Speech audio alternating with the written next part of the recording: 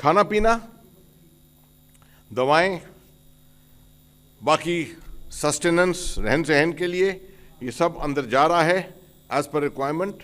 Psychological aspects के ऊपर भी जोर दिया जा रहा है।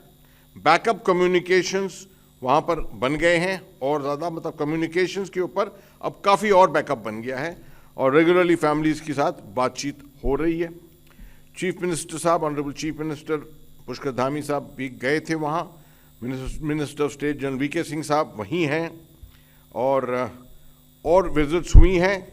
Principal secretary to prime minister doctor P K Mishra उधर गए हैं।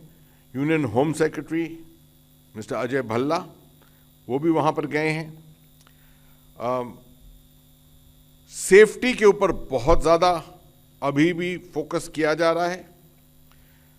इक्विपमेंट जो भी ज़रूरत है उसके मुताबिक, हुक्म के मुताबिक लाया जा रहा है।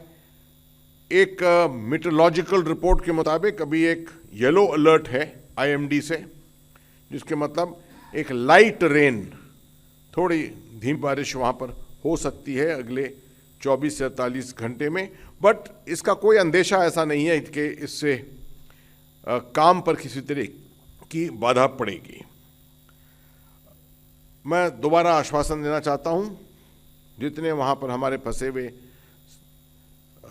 वर्कर्स हैं, भाई हैं, वो सब रेस्क्यू किए जाएंगे और अपने परिवारों के साथ वो रीयूनाइट होंगे। एक पूरी होल ऑफ गवर्नमेंट अप्रोच को अपनाया गया है। प्राइवेट, पब्लिक सेक्टर सबको इसके लिए गैल्वेनाइज किया गया है। हमारे पुराने डायरेक्टर जनरल बॉर्डर रोड्स और engineer in chief lieutenant general Harpal Singh अब रिटायर हो चुके हैं, मगर उन्होंने अपनी सर्विसेज ऑफर की, उनको भी वहाँ ले जाया गया है। वो वहीं पर हैं इस वक्त एडवाइस के तौर पर देने के लिए। Principal secretary to the prime minister honourable doctor Mishra साहब along with home secretary Shri Ajay Bhalla, chief secretary Uttarakhand Shri Sukhvir Singh Sandhu और additional secretary to honourable prime minister Shri Hariranjan Rao, ये सब यहाँ पर गए थे आज सिलकियारा साइट पर। हॉरिजॉन्टल ड्रिलिंग साइट पर भी जाकर देखा उन्होंने और वर्टिकल ड्रिलिंग साइट्स को भी मुआयना किया। 170 मीटर परपेंडिकुलर जो ड्रिलिंग होनी है, जहाँ पर टनल बनना है, उसका भी उन्होंने मुआयना किया। अलग अलग एजेंसीज के ऑफिसर्स के साथ उन्होंने वहाँ पर मिलाप किया, उनको ब्रीफिंग मिली उनसे।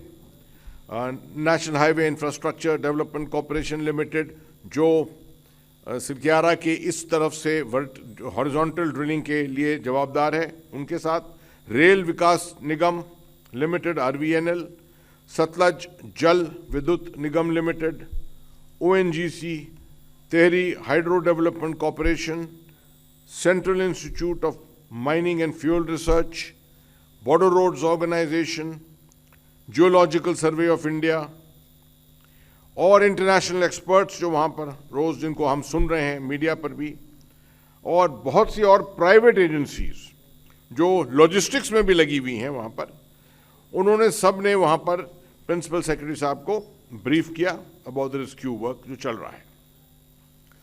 उन्होंने साइट से जो फंसे हुए 41 हमारे भाई हैं उनके साथ भी बात की और उनको आश्वासन दिया कि ऐसी कोई चीज़ नहीं है भारत के अंदर जो वहाँ पर नहीं लाई जाएगी, जिसकी ज़रूरत है इस वक्त वहाँ पर उनको, वहाँ से उनको राहत पहुँचाने के लिए।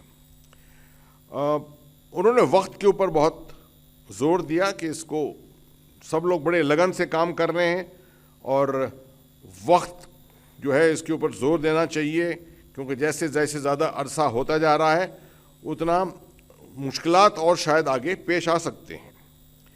उन्होंने जितने वहाँ पर टेक्नीशियंस थे ख़ास तौर पे उनको बहुत अप्रिशिएट किया। मशीन ऑपरेटर जितने थे, वेल्डर, अब वहाँ रैट माइनर भी पहुँच गए हैं मैनुअल माइनिंग के लिए।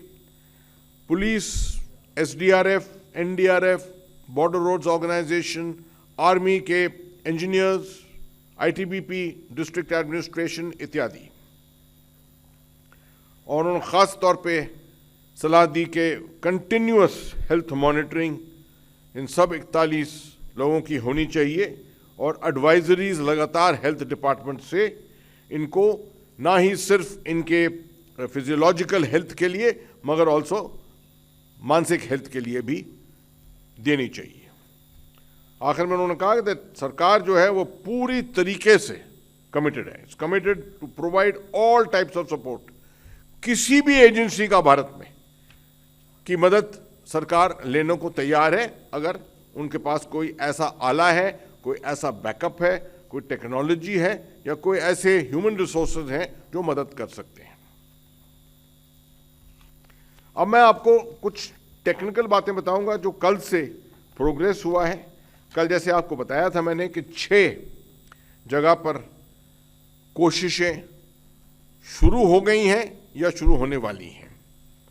शुरुआत करते हैं प्लान ए, जो सिलक्यारा की तरफ से जो 8 ये हॉरिजॉन्टल टनल जो 900 मिलीमीटर पाइपलाइन और 800 मिलीमीटर आगे उसको बनाने में आगे बढ़ाने के लिए ये पूरा इसका जो अभियान है।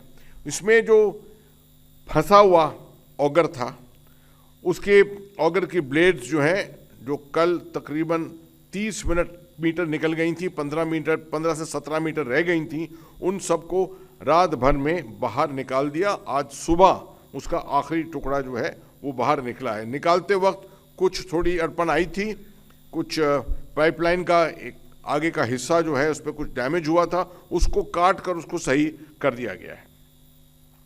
तो अब इस जरिए यहाँ से इस दिशा से मैनुअल आर्मी के इंजीनियर्स, रैट माइनर्स और जो बाकी टेक्निकल लोग हैं वहाँ पर, वो एक साथ एकजुट होकर 2-2 की टोली में अंदर जाकर और धीरे धीरे आगे बढ़ेंगे। ये काम आज उम्मीद है कि आज शाम तक शुरू हो जाएगा।